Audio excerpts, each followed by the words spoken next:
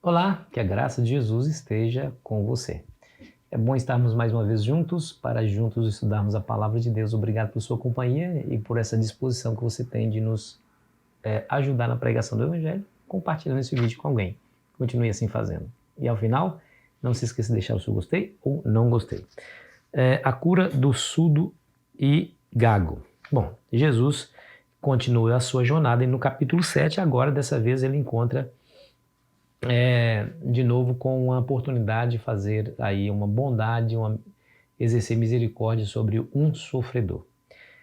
Jesus ele se retira da terra de Tiro e de Sidom, da terra de Tiro e foi por Sidom até o Mar da Galileia. Olha, eu vou mostrar aqui um mapa para vocês. Olha esse mapa agora. Tiro ficava ao norte de Israel, então ele sobe um pouquinho mais para Sidom, e aí ele vai para o lado nordeste, para o Mar da Galileia, passa pela região de Decápolis, ali na terra dos Gerazenos, para depois ir para a Galileia. Olha a volta que Jesus está dando. Jesus deu essa volta provavelmente para ter tempo de conviver com seus discípulos, assim, de ensiná-los. Mas quando ele chega nessa região de Decápolis, que é uma região pagã, não é uma região judaica, logo alguém traz um homem que era surdo e mudo. Olha o verso 32. Então lhe trouxeram surdo e gago. E lhe suplicaram que lhe impusesse as mãos sobre ele. Jesus, tirando-o da multidão à parte, pôs-lhe os dedos nos ouvidos e lhe tocou a língua com saliva. Depois, erguendo os olhos ao céu, suspirou e disse: Efatá, que quer dizer abra-te. E abriram-se-lhe os ouvidos e logo se lhe soltou o empecilho da língua e falava desembaraçadamente. Coisa interessante isso aqui, né? Olha, é incomum. Jesus então tira esse homem do meio da multidão. Jesus faz um milagre de maneira particular, porque Jesus não era como os homens e mulheres desse tempo que são ávidos por publicidade, né? Jesus fazia as coisas porque ele queria trazer somente alívio ao sofredor. Não queria que as pessoas tocassem trombetas quando ele fizesse um milagre. Não, então ele traz esse homem no particular. Muitos milagres Jesus dizia às pessoas e o milagre acontecia. Mas só que esse homem era surdo, então não adiantava Jesus dizer nada. Então Jesus então toca justamente aonde o milagre deveria ser exercido ou operado. Toca no ouvido e com a saliva toca também na língua daquele homem. Toca no ouvido e na língua, justamente onde o milagre deve ser operado. Quando Isaías, por exemplo, estava na presença de Deus, ele diz: ai de mim, sou homem de impuros lábios e habito no meio do povo de lábios impuros.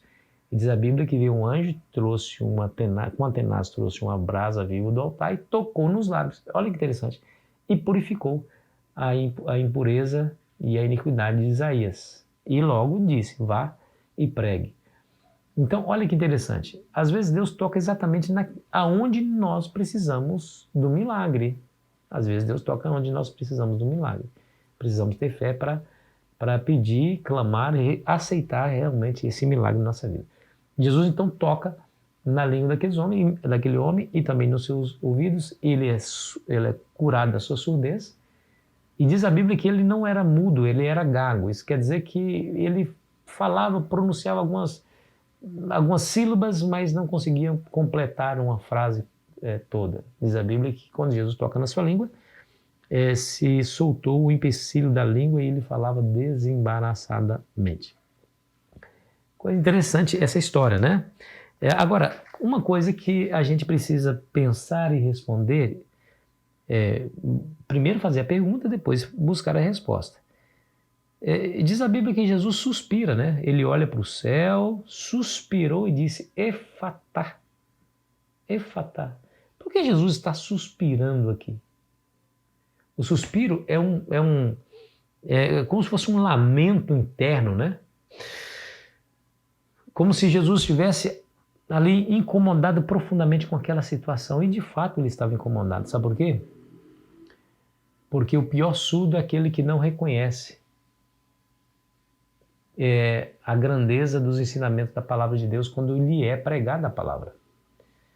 E o pior mudo é aquele que, ouvindo a graça de Deus, não seja aquele que fale da graça de Deus. Né? E está cheio de gente assim na igreja, que recebe bênçãos de Deus, mas não se põe a propalar as bênçãos que recebeu, deixando de ser uma testemunha. Ellen White vai dizer assim, ó, ele suspirou ao pensar nos ouvidos que não se abriram à verdade e nas línguas que se recusavam a reconhecê-lo como Redentor. Se tem uma coisa que Deus não faz, meu amigo, minha amiga, é invadir a nossa liberdade. Né? Deus não faz isso. Deus, ele impõe limites sobre si próprio quando ele diz assim, não, eu não vou invadir a liberdade, eu não vou quebrar o livre-arbítrio das pessoas. Elas irão, em última instância, escolher a quem servirão, ou ao príncipe da vida, da glória, da luz, ou o príncipe das trevas. Em última instância, a escolha é da pessoa. Eu não vou interferir nisso. Então ele suspira por ver que as línguas, né? A língua, os ouvidos não se abriram à verdade, olhando para os fariseus. E a língua que não reconheceu que ele é, de fato, o Criador de todas as coisas. Ele não força as escolhas. Somos livres para escolher quem conduzirá a nossa vida. O príncipe da vida ou o príncipe das trevas.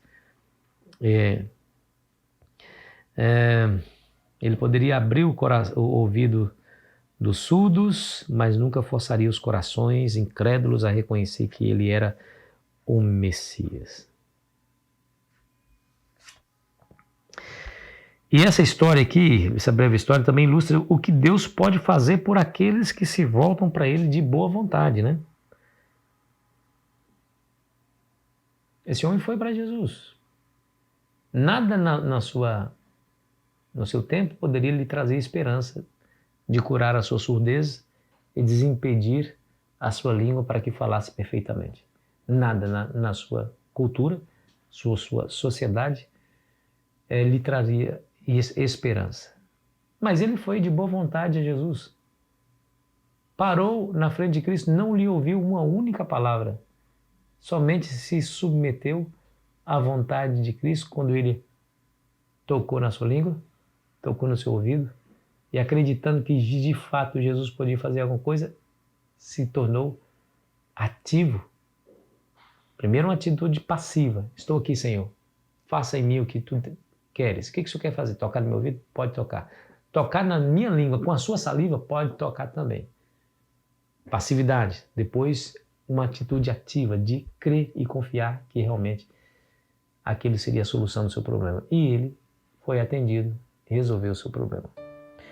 Então, queridos, nós podemos também receber de Deus essas bênçãos se nós acreditarmos, se nós nos pusermos no caminho em direção a Deus, esperando que Ele, quer dizer, indo até Ele para que Ele realmente opere. Mas depois que Ele operar o milagre, você não pode ficar calado. Deus desimpediu a sua língua para que você se tornasse uma testemunha. E aí o verso 36 diz, mas lhes ordenou a que ninguém o dissessem. Contudo, quanto mais recomendava, tanto mais eles o divulgavam. Não, eu vou falar para todo mundo como que eu era infeliz sendo mudo e sendo gago. Olha como é que eu estou falando, estou ouvindo todo mundo. E sabe quem foi que me curou? Um homem chamado Jesus. Corra até ele também, que ele tem também milagres para você. Ele pode tornar você mais feliz. Esse é o testemunho que você deve dar ao mundo, meu amigo, minha amiga, pelas bênçãos que Deus derramou na sua vida. Tem feito isso? Não fez? É hora de fazer, ainda dá tempo. Ora comigo, Pai querido, obrigado por sua bondade, por sua misericórdia para conosco, sofredores nesse mundo mau. Nós que recebemos os seus milagres, seus benefícios, nos ajude, Senhor, a propalar, a falar, a testemunhar desses benefícios que o Senhor operou em nós. Nos dê a oportunidade certa para isso, no nome sagrado de Jesus. Amém. Foi muito bom estar com você. Amanhã continuaremos a nossa jornada. Aproveite bem aí o seu dia.